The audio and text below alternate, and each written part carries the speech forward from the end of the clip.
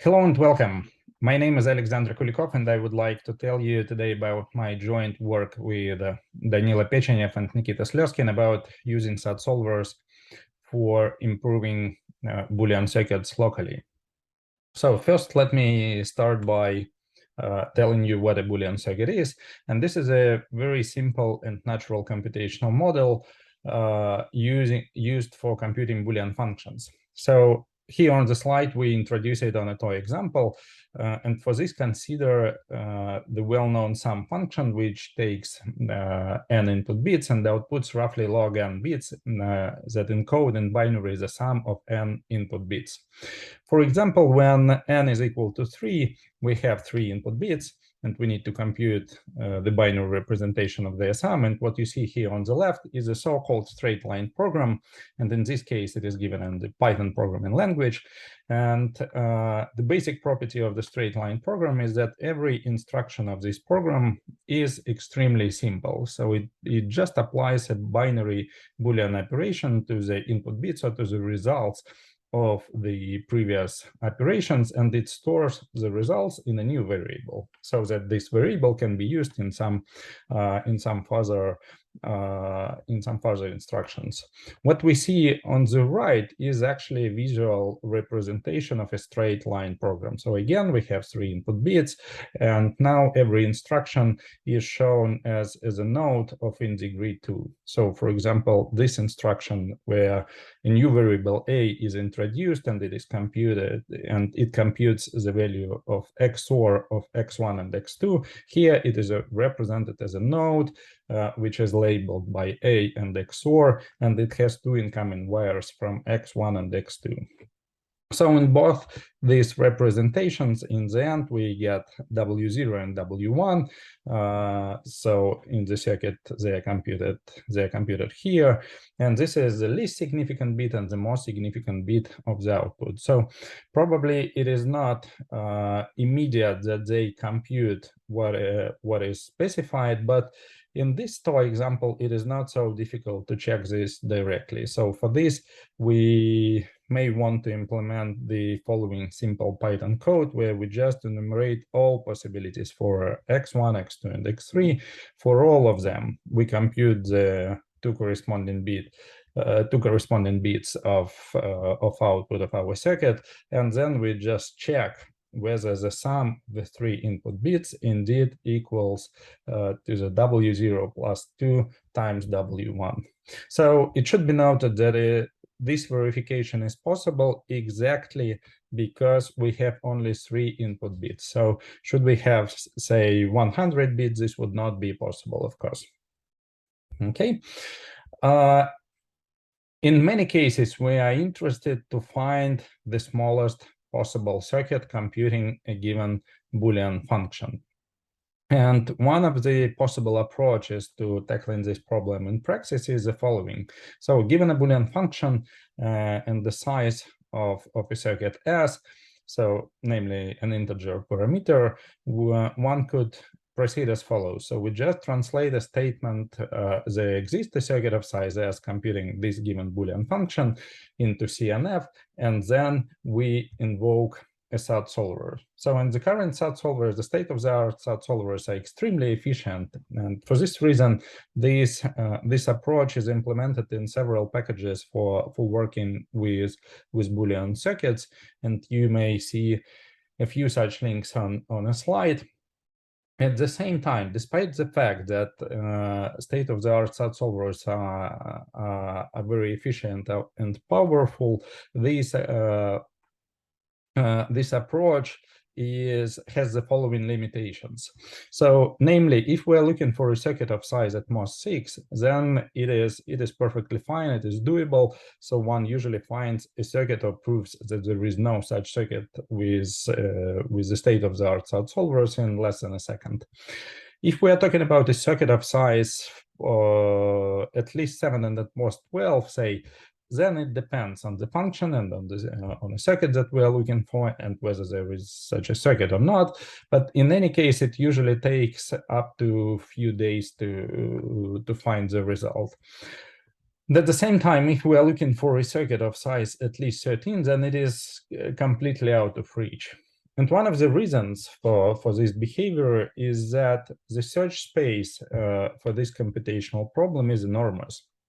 So, for example, the total number of circuits of size S is of the form S to the S, which makes it impossible just to enumerate the whole search space. And even for the SAT solvers that usually are quite efficient in finding the needle in an enormous search space, it is still difficult to find this needle.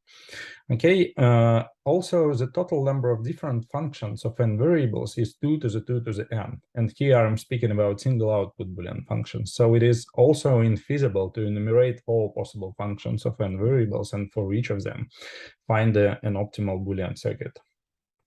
Okay, so to show you the limits of applicability of this function, let me also give some specific example. And for this, consider the following mod 3 function. So it is parameterized by two integers r and n, as usual, denotes the number of input bits.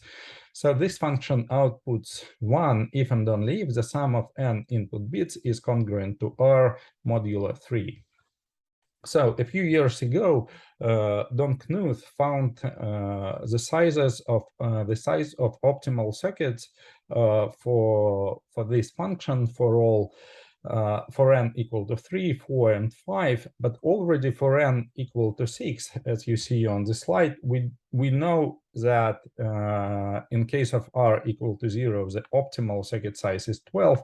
However, when r is equal to 1 and 2, we only know that there exists a circuit of size 13, but it is infeasible for the state-of-the-art solvers, I'm sorry, to prove that there is no circuit of size 12. And this is exactly what Knuth writes about this particular case.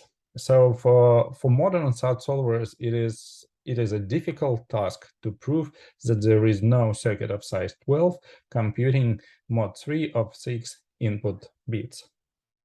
Okay, so also generalizing the numbers that were shown on the previous slide, Knuth made the following conjecture. So he conjectures that the optimal circuit size of this function is equal to 3n minus 5 minus additional 1 in case n plus r is divisible by 3. Okay, so this is what we believe is true, and we don't know how to prove this. But at this point, also, one should probably ask why we care about circuits of size at most 7 or at most 13. And indeed, for example, in practice, we are not interested in functions of so small number of input bits or of so small size. So the practically relevant circuits usually operate with say 1000 bits or 500 bits and so on. Also, from theoretical point of view, we are usually interested in asymptotic upper bounds. So we are interested to know how complexity grows when n grows. So we are not so much interested in n equal to 6 or n equal to 7 and so on. Still, there are reasons why we are interested in this, and the first such reason is the following. So for many well, probably not for many, but at least for some Boolean functions, the optimal circuits, or at least some circuits, can be naturally composed of some small constant size blocks. So if you are able to find a better circuit for such a block, then you automatically improve the circuit size for every possible n. And this is probably best illustrated with an example. So for example, assume that you would like to compute the sum of 5 input bits, right? Then you can do this just by using two blocks that compute the sum of 3 input bits and one block that computes the sum of two bits, right? So you first compute the sum of the first 3 bits, then using the least significant output bit, you compute the sum of 3 bits again, and finally you apply the sum to blocks. So it basically gives you a circuit of size 12 computing the sum of 5 input bits. And if you were able to improve the size of the circuit computing the sum of 3 bits, you would automatically get a smaller circuit, not only for computing the sum of 5 input bits, but for every possible n. Okay, so another reason is that if we knew optimal circuits for some small values of n for various interesting Boolean functions, then we would potentially be possible to generalize these circuits to every possible n and to design efficient algorithms for them. And at this point, let me quote Ryan Williams, who wrote once that it would be great to know how optimal circuits for Boolean matrix multiplication, for example, look like. So this could potentially help us to generalize the behavior and to finally find some very efficient algorithm for Boolean matrix multiplication or for matrix multiplication. But alas, what we know currently is only an optimal circuit for 2x2 matrix multiplication. Even for 3x3 matrices, we don't know what is an optimal circuit for computing their product. And also, as Don Knuth right here in the quote on the slides, sometimes it is just interesting to look at circuits, at optimal circuits, and to try to understand their counterintuitive behavior for computing various functions. Okay, so now to the results of this paper. So what we've tried to do in this paper is the following natural heuristic. So assume that we have a function on, say, 10 input bits. So it is not possible to find an optimal circuit for this function using SAT solvers. Also, if a circuit at hand that we have for computing this Boolean function is of size 20, for example, then it is completely out of reach. However, we could do the following. We could try to locally improve this circuit. And for example, we could try to enumerate all subcircuits of this circuit of size 7. And for each such subcircuit, we use SAT solvers to check whether this subcircuit is optimal. So this could potentially give us another circuit of size 20 or 19, for example, that lies somewhere close to our original circuit, which has smaller size than our original circuit. So we borrowed this idea from some previous papers, and you may see some of them here, and they were successfully applied. I mean, this idea of changing some discrete structure locally and using SAT solvers to check whether such small improvements are possible. And they were applied to several structures like trees, tree decompositions of small weeds, and so on.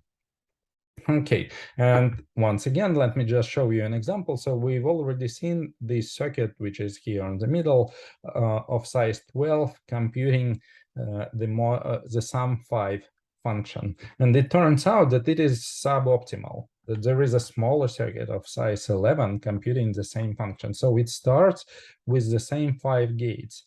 But then it turns out that it is possible to reuse the result of this computation to save one gate. So for our program, we do provide some statistics in our paper, but in general, so just finding the circuit of size 11, which is shown here on the right from scratch, may take several hours. However, if we feed this circuit to our program and ask it to improve locally using SAT solvers, then the circuit on the right is found almost immediately. So potentially, at least for some circuits, it might be easier to get improved circuits if we start from some known circuit and then try to improve it locally using SAT solvers or using other heuristics. Okay, now let me show you a few new results that we were able to obtain using our program. So first of all, we were able to prove an upper bound from Knuth's conjecture for the mod 3 function. Namely, by these small tweaks, we were able to improve a 3n upper bound, which was known previously, and we were able to show that actually mod 3 functions, there are circuits for every n. There are circuits of size 3n minus 5 minus additional 1 when n plus r is divisible by 3. And this matches exactly the upper bound from the Knud's conjecture. So let me remind you that that his conjecture about this function is that this inequality holds with equality. So to prove that that this conjecture is true, one still needs to prove a lower bound. So one still needs to prove that there is no smaller circuit. So this is usually done with like with mathematical tools, with using induction, for example, or some different ideas, but not with such solvers. In any case, the upper bound holds, and we have reasons to believe that that the lower bound should match this upper bound. So the second item, we were able to find new circuits for the so-called threshold 4 function. So this function takes n input bits and outputs 1 if and only if there are at least 4 ones among the n input bits. Okay, so we were able to find a new upper bound for this function. So the previous upper bound was 4n. Okay, we were also able to show how one could prove an upper bound 4.5, I'm sorry, n for a sum n function. So this upper bound was known before, but what we basically do, so we first found several new circuits of the same size for this function, and we also show in a sense how one could find such circuits in a sense in a semi-automatic fashion. So by playing around with small circuits for sum 5, sum 7, and so on, one could potentially discover how to build out of them an optimal circuit, not an optimal, but the best known circuit for sum n. And finally, we did the same for the mod n4 function. So for this particular function, we know that its optimal circuit size is around 2.5n, and it was found by hand by Stockmeyer in something like 30 years ago. Oh, I'm sorry, even 45 years ago. And again, we show how it can be discovered in a semi-automatic fashion using state-of-the-art solvers. Okay, let me conclude the talk by showing just two circuits that and computing the function threshold 2 of 12 variables. So this function takes 12 input bits and that it outputs 1 if and only if there are at least 2 ones among 12 input bits. So one possibility to compute this function is by a circuit of size roughly 3n minus 4, 3n minus 5, and basically you just apply 2 iterations of bubble sort, 1.5 iterations of bubble sort, and this results in the following circuit.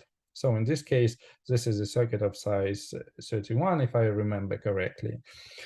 On the other hand, there is a more tricky approach for computing this function, and in this case, the circuit looks as follows. So to compute this function in something like 29 gates, you first organize 12 input bits in a matrix of size 3 by 4, then you compute a disjunction for every row and for every column, and then you use the following fact that if this matrix contains at least 2 ones, then either there are 2 rows containing at least 1 1, or there are 2 columns. So for this reason, with the 3 input bits R1, R2, R3, which correspond to disjunction of rows, and with 4 input bits C1, C2, C3, C4, which correspond to disjunction of columns, you can proceed recursively. So if you unwind this approach, it gives you a circuit of size 29, which is smaller than 31, which is smaller than the circuit that we've seen on the previous slide. However, as you see, these two circuits are too different from each other. So if we feed this circuit to our program, we are not able to discover a smaller circuit. So, and to do this, we probably need some additional ideas. Okay, yeah, so let me now finally conclude. So what we're going to do next with our program is to try to experiment with some large circuits that are used in practice, for example, in cryptography.